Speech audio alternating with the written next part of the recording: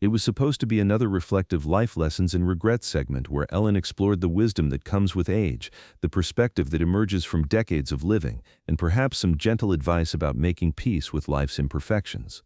These conversations always moved Ellen deeply. The honesty that older guests brought, their ability to see their lives with clarity, their willingness to share hard-won truths. But when Ellen stopped in front of 69-year-old Walter Thompson in the fourth row and asked what seemed like a contemplative question about second chances, she had no idea she was about to witness one of the most heartbreaking confessions about friendship, war, and the weight of words that can never be taken back. Walter's answer would reveal a 40-year burden that had shaped his entire adult life, and Ellen would find herself facilitating a conversation that transcended the boundaries between life and death. Walter sat with the rigid posture of a man who had served his country, wearing a crisp plaid shirt and navy cardigan that spoke of someone who still took pride in his appearance, despite carrying invisible wounds. His weathered hands bore the calluses of a lifetime of honest work, but they trembled slightly as he gripped the arms of his chair. Behind wire-rimmed glasses, his blue eyes held depths of sorrow that 40 years hadn't diminished, the look of someone who had been replaying the same conversation in his mind for decades, wondering how it might have gone differently. "Hello there, sir." Ellen approached Walter with her characteristic warmth, immediately sensing the gravity he carried. "What's your name?" "Walter Thompson," he replied, his voice steady but carrying undertones of carefully controlled emotion. "Walt from San Diego, originally from Ohio." "Walt from San Diego. Thank you so much for being here today. Is this your first time at the show?" Walter nodded. "Yes, ma'am. My daughter insisted I come. She says I need to get out more, stop spending so much time thinking about the past." Ellen's expression softened at this glimpse into Walter's isolation. "Well, we're honored you're here, Walt. You know, I love talking to people who've lived as much life as you have. There's always so much wisdom to share. So tell me, Walt, if you could go back and change one thing, do one thing differently, what would it be?" Ellen expected the typical responses she heard from guests Walter's age, spending more time with family, pursuing dreams they'd abandoned, saying "I love you" more often. She was prepared to offer comfort about the universal nature of life's regrets. Walter looked directly into Ellen's eyes and something shifted in his expression. The careful control he'd maintained cracked slightly, revealing depths of pain that 4 decades hadn't healed. "If I could go back," Walter said quietly, his voice carrying the weight of years, "I would apologize to my best friend Tommy before he died. We had a fight 40 years ago, and I never got the chance to make it right." The words landed in the studio with the force of accumulated grief. Ellen felt her chest tighten as she recognized the profound pain in those simple sentences, the agony of unfinished business, of love unexpressed, of time that had run out. "Oh, Walt," Ellen said softly, moving closer to him. "Can you tell me what happened?" Walter removed his glasses and wiped his eyes with a handkerchief he pulled from his pocket. "Tommy and I served together in Vietnam. We were best friends from basic training through 2 tours. He saved my life twice, and I'd have done the same for him. We came home together in 1971, and we were like brothers." Ellen nodded, sensing the deep bond Walter was describing. "But coming home was hard, you know, harder than being over there in some ways. Nobody understood what we'd been through. Nobody wanted to hear about it. We were supposed to just pick up our lives like nothing had happened." Ellen could see the pain of that transition in Walter's eyes. That must have been incredibly difficult. "Tommy was struggling more than I was. He was drinking too much, having nightmares, couldn't hold a job. And I was trying so hard to fit back into normal life that I didn't want to be around his pain. I thought it would drag me down." Walter's voice broke slightly as he continued. "One night in 1982, Tommy came to my house. He was drunk, crying, saying he needed help, needed someone to talk to about what we'd seen over there. And Walter couldn't continue for a moment, overcome by the memory. "What did you do, Walt?" Ellen asked gently. "I told him to get his life together. I told him I was tired of his problems, tired of him bringing me down. I said I had a family to think about, a career to build, and I couldn't keep dealing with his mess." Walter was crying now, tears streaming down his weathered face. "I told my best friend, the man who'd saved my life, that I didn't want to see him anymore unless he got help." The silence that followed was profound. Ellen felt her own eyes filling with tears as she imagined the scene, 2 young veterans, both carrying trauma, one pushing away the other in his own fear and pain.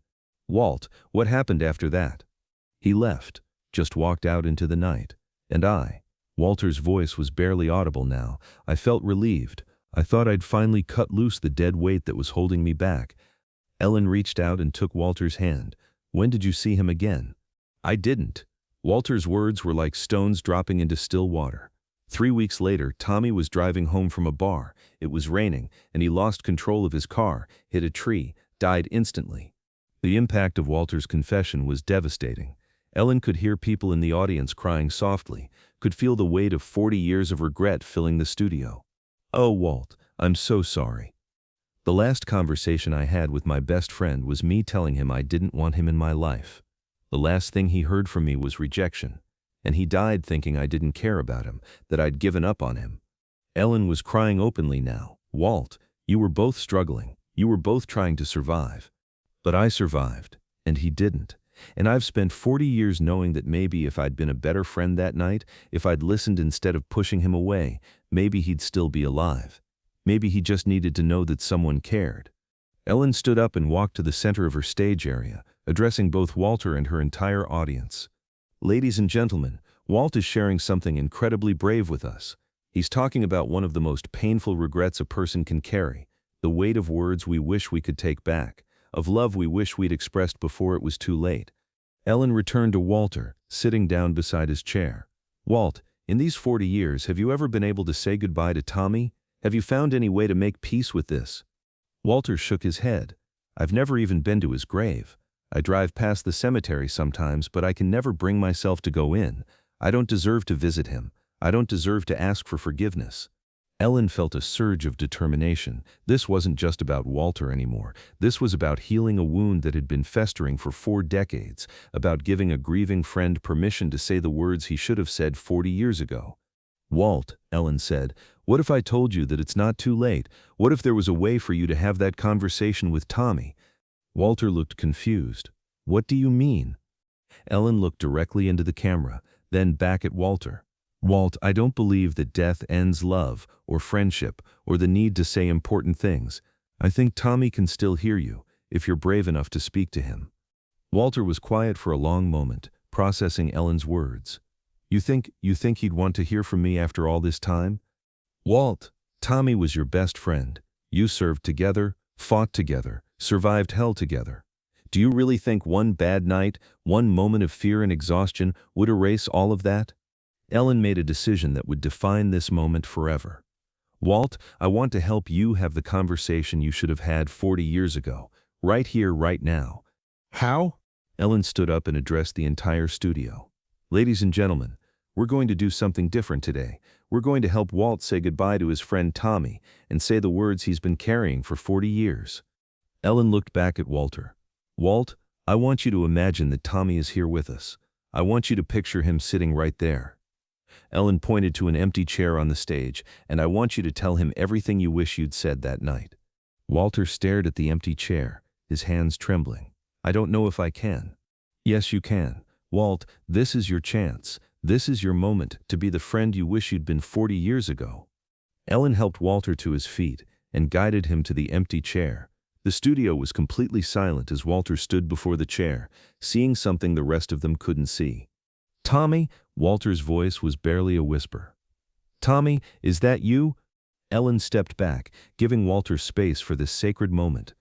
Tommy, I'm so sorry. I'm so sorry.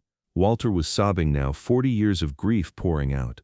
I should have listened to you that night. I should have helped you. You came to me when you needed me most, and I turned you away. The audience was crying openly, witnessing something that transcended entertainment, a man finally releasing decades of pain and guilt. You saved my life twice in Vietnam, and when you needed me to save yours, I failed you. I was scared, Tommy. I was scared of your pain because it reminded me of my own pain. I was a coward. Walter reached toward the empty chair, as if touching his friend's face. But I want you to know something, brother. I never stopped loving you. Not for one day in 40 years. You were the best friend I ever had, the bravest man I ever knew. And I've missed you every single day since you've been gone. Ellen was crying, and so was everyone in the studio. This wasn't television anymore. This was a sacred ritual of healing, of love finally finding its voice. Tommy, I know you were hurting. I know you needed someone to understand what we'd been through over there. And I'm sorry I couldn't be that person for you when you needed me. But I understand now. I understand the nightmares, the guilt, the way the war followed us home. I should have fought alongside you here too, just like I did over there." Walter was quiet for a moment, as if listening to a response only he could hear. "I forgive you too, Tommy. I forgive you for leaving, for giving up, for not staying to fight alongside me a little longer. We were both just kids trying to survive something that was too big for us to understand." Ellen approached Walter gently. "Walt, is there anything else you need to say?" Walter nodded, wiping his eyes. "Tommy, I promise you something. I'm going to visit your grave. I'm going to tell people about who you really were, not how you died, but how you lived, how brave you were, how loyal, how you never left a man behind. And I'm going to stop carrying this guilt, because I know that's not what you'd want for me." Walter looked directly at the empty chair one more time. "Thank you for saving my life, brother. Thank you for being my friend. And thank you for waiting 40 years for me to find the courage to say goodbye properly." As Walter stepped back from the chair, Ellen approached him and pulled him into a long, genuine hug. "Walt, how do you feel?"